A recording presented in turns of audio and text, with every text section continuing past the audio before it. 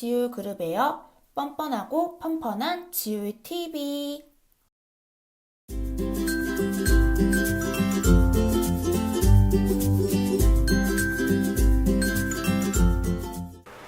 안녕하십니까. 뻔뻔한 TV의 지오이 그룹의 최혁진 대표. 신기용 컨설턴트 이동학 컨설턴트입니다. 반갑습니다. 반갑습니다. 오늘 간만에 오늘 부산지사에 와서 또 두 번 지금 촬영을 하고 있는데요. 우리 신기용 컨설턴트 드디어 결혼을 했습니다. 박수! 아니, 반지까지 사랑해. 아니, 이게 뭐 번개불에 콩팥 박는 것도 아니고 어떻게 3개월 만에 결혼을 하는지 참 놀랐습니다, 진짜. 네 그렇죠. 네, 생각도 못했습니다. 어떻게 신혼여행지를 어디로 갔다 오셨어요? 네 신혼여행은 저기 멀리 몰디브 갔다 왔어요. 와. 그 모히또에서 몰디브 한잔 하는 그 모히또 한잔 하고 또, 어쨌든 너무 축하드리고요. 오늘은 우리가 이제 부산 로컬에서 고객사가 이제 많이 생기면서 여러 이제 뭐 녹산단지나 무지개 산단이나 이런 고객들을 컨설팅하면서 겪었던 느낌, 그 다음에 이제 우리 담당자들이 품위서를 쓰면서 무엇을 문서화시킬지를 잘 모른다라는 게 있더라고요. 그래서 우리가 대표적인 우리 전자결제 두 건만 하라면 뭐만 올리면 쓸 수가 있죠? 그래서 보통 대표적으로 기한서하고 지출결의서 제일 많이 그러니까요. 쓰는데. 돈 나가는 거 이전에 품위서. 그렇죠. 근데 이거 품위서도 안 쓰시는 분들이 있어요. 그래서 띡 날아왔다고 그냥 지출결의서 하나 써가지고 띡 올려버리죠. 그러니까 이게 돈 나가는 거 중심이라는 거죠. 그러니까 이게 직결행이라는 게 돈이 나가는 프로세스만 보시고 생각을 하시는데, 사실 돈이 나가는 것보다 더 중요한 거는 이 돈이 하기 전에 이 구매 또는 이 지출이 굉장히 중요한 건지 디테일한 건지, 또 그 내용에 대해서 구체성을 담보받기 위해서는 본품위서가 먼저 진행이 돼야 한다는 게 굉장히 중요합니다. 네 맞습니다. 예, 사실 이번 9월 달에는 우리 법인들이 어떤 세금을 좀 많이 냈죠? 네 9월 달에는 이제 재산세 토지분을 내셨죠. 재산세, 토지분. 보통 우리가 재산세 하면 보유세 종류인데, 이게 지금 재산세는 개인뿐만 아니라 법인도 나와요. 그렇죠. 그래서 뭐, 한 분은 건축물분이 나오고, 한 번은 토지분이 나오는데, 9월 달이면 토지분이 나오죠. 네, 맞습니다. 그죠. 우리 이동학 씨는 인사총무팀에서 네. 지금 잠깐 이렇게 파견 촬영으로 나오셨는데, 반갑습니다. 사실 이제 그 이동학 씨도 재산세 부분을 먼저 고지서를 받으셨고, 네. 그다음 품위서를 또 올리셔야 할 텐데, 한번 좀 궁금해서 불러봤어요. 네. 우리 고객사만 그렇게 쓰는지, 우리 회사 내부도 혹시 그룹웨어에 재산세라는 고지서가 왔을 때 우리 관리팀의 이동학 씨는 어떻게 쓸 것인지 그 부분이 무척이나 궁금했어요. 미리 말씀드리자고 하면은 예. 죄송합니다. 자, 그러면 전자결제 한번 기한서 한번 열어보실래요? 네 일단 화면 공유 제가 켜놓을게요. 잠시만요. 네 이렇게 하고 전자결제 문서 작성 보통 기한서 이로 바로 들어가시죠. 그렇죠. 네. 자, 우리 동학 씨한테 한번 패턴을 마우스와 키보드를 넘겨보실래요? 네. 자, 일단 저렇게 비어있는 기한서에 재산세 고지서가 달랑 한 장이 왔어요. 네. 자, 그 품위서에 어떤 내용을 쓰실래요? 먼저는 네. 고민 많이 되시나요? 네, 지금 어떻게 뭘 써야 되죠? 네. 지출결의서를 써보셨는데. 지출결의서인데. 네. 아니, 지출결의서는 양식이 따로 있잖아요. 근데 품위서에서는 무엇을 결제를 받아야 할지. 얼마 나간다. 예, 여기 얼마 나간다. 그러면 지출액이겠네요? 뭐 지출액이라든지. 예. 그리고 뭐 납부 기한일? 기한일. 네. 그리고 4번으로는 네. 이제 납부 네. 계좌? 계좌 뭐 이런 식으로. 네, 계좌 이런 식으로 보통 많이 들어가지 않을까요? 이제 많이 듭니다. 역시나 예산을 비껴나가지가 않습니다. 자, 사실 우리가 재산세 고지서 한번 볼까요? 어떤 형태로 왔는지. 우리 여기 부산지사니까 부산에서도 아마 고지서가 왔겠죠? 자, 스캔 받은 본이 있는데,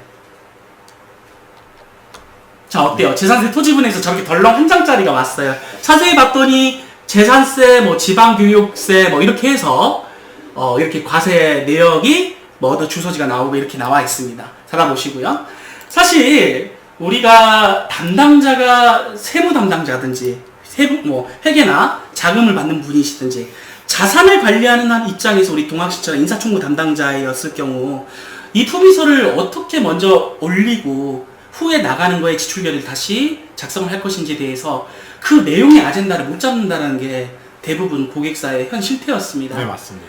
자, 그러한 문건들을 우리가 세무의 담당자라고 하면 이 재산세가 어떠한 특성을 갖고 있고 어떠한 과목으로 쓰이고 어떠한 산출식으로 해서 과세 표준이 잡히고 어떻게 계산이 되는지에 대한 흐름 정도는 한 번은 품위서를 통해서 기술을 해줄 필요가 있지 않을까요?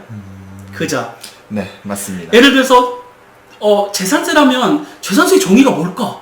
라고 궁금하지 않겠어요? 네, 한 번쯤은 다 네. 고민을 하고 여기에서 뭐 어떻게 계산이 됐는지 그렇죠. 이런 것들은 고민이 될 것 같습니다. 그러니까 이게 뭐 토지분이든 건축물분이든 아니 건축물분으로 부과되는 재산세는 뭐고 토지분으로 과세되는 그 재산세는 뭔지 이게 굉장히 궁금하단 말이죠.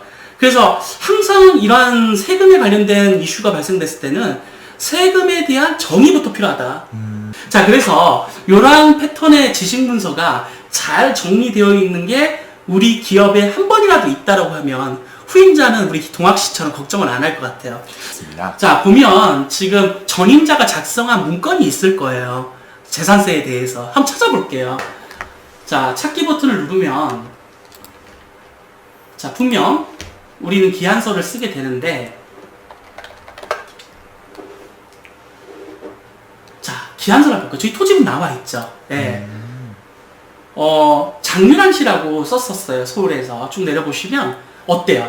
재산세 토지분에 대한 정의가 먼저 나오고 과표에 대한 것이 있는데 이 과표 산출은 공식이 나와 있네요. 개별 공시가 곱하기 면적 곱하기 공정 시가 가액 비율이라고 나와 있어요. 사실 여러분들 뉴스에서 들어보지 않으셨나요?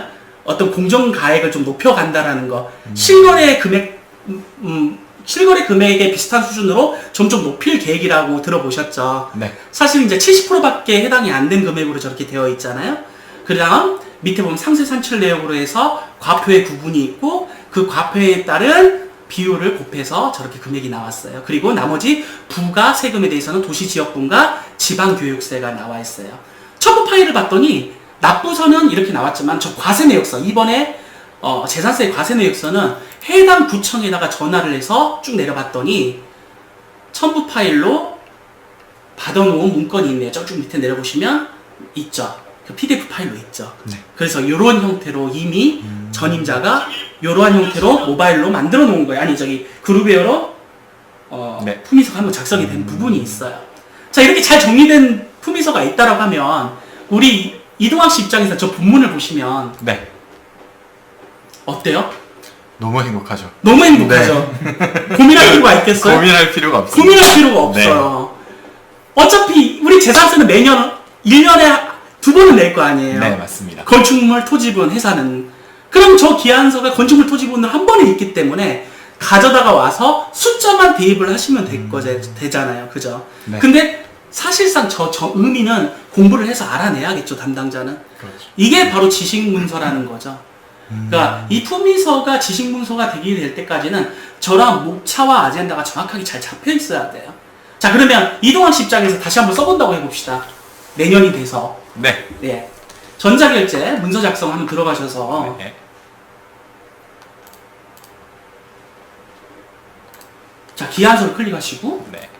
자, 문건을 어디서 찾으면 돼요? 저 찾기 버튼이라고 있어요. 결제문서 첨부해서 찾기 버튼이라고 있으시죠? 좀 밑에 보시면 네. 네, 클릭하시면 거기서 연도를 좀 뒤로 빼시고 화살표가 있어요. 그걸 뭘로 빼시는 거고 화살표 2개짜리. 네, 그렇게 하셔서 아무거나 클릭하시고 제 3세만 쳐보세요. 진짜. 자, 회사가 지금까지 낸 재산세에 대한 모든 문건이 검색이 되죠. 네. 작년 19년적 9월 토지분 부분 기한서 보이시죠? 세 번째. 네. 자, 그걸 애드 버튼을 누르시고 제일 왼쪽에 보면 왼쪽에 애드라고 보이시죠? 있죠? 왼쪽. 기한서. 네. 거기서 보내기 버튼을 누르면 상단에 보내기. 네. 어때요? 저 문건이 결제문서 첨부에 들어가 있잖아요. 네. 미리 보기 한번 해볼까요? 네. 자, 과거에 썼던 문건이에요. 그죠? 네. 올해 또 써야 돼. 올해 고지서가 또 나왔어요. 닫아보세요. 자, 내용을 처음부터 본문에다 쓸까요? 그럴 필요 있을까요? 아니죠. 자, 어떻게 쓰면 되겠어요? 저기 내용 복사라는 버튼을 이용해서 확인 내용 복사 버튼 한 번만 눌러주면 자동으로 작성이 끝나버리죠. 네, 그거 눌러주면 확인 버튼을 누르 클릭하시면 어때요? 작성이 다 끝나버리죠. 어때요? 너무 편하죠? 네, 너무 편할 것 같습니다. 이런 거예요. 자, 여러분들은 기능의 편의를 보시니까 이게 답답한 거예요. 제 입장에서는. 저런 문건이 회사 내부 그룹웨어에 반드시 저장이 되어 있어야 한다는 거예요. 내용 부분에 있어서 제가 지금 말씀을 드리는 거예요. 저 기능 그룹웨어 회사에서 제공하는 회사가 거의 없지만은 그래도 있어도 못 쓰는 걸 어떻게 해요? 이 기능의 본질을 모르는데 이해되시나요? 네. 이렇게 품위서를 써야 한다는 기본적인 본질 사고식이 필요하다는 거죠. 저걸 쓰지도 않고 돈 나간데 지출결서 띡 쓰고 내보내는 것은 한마디로 뒤에 보이는 뻔뻔한 행위라는 겁니다. 뻔뻔한. 예. 그래서 그 담당자가 적어도 기본적으로 내가 이 직무의 전문가라고 하면 기본적인 품위서 패턴은 정확히 목차를 잡고 쓸 수가 있다라는 거. 이게 필요하죠. 네, 오늘은 저희가 이제 재산세 관련해서 그룹웨어를 통해서 어떻게 올리고, 지금까지는 지출결의서만 딸랑 올리셨더라면 저희 영상을 보고 참고하셔서 기한서도 올리시고 그거에 대해서 문서 첨부도 하시고, 그리고 지식경영 그 해당 문서를 지식으로서 남겨서 본인뿐만 아니라 후임자들도 같이 공유해서 해당 지식을 사용할 수 있게끔 하는 것을 알아보았습니다. 네, 그러면은 다음 시간에는 다른 문서도 어떤 식으로 프로세스화 되어서 지식으로 남고 회사 내부에서 사용될 수 있는지 알아보도록 하겠습니다. 자, 안녕히 계세요. 감사합니다.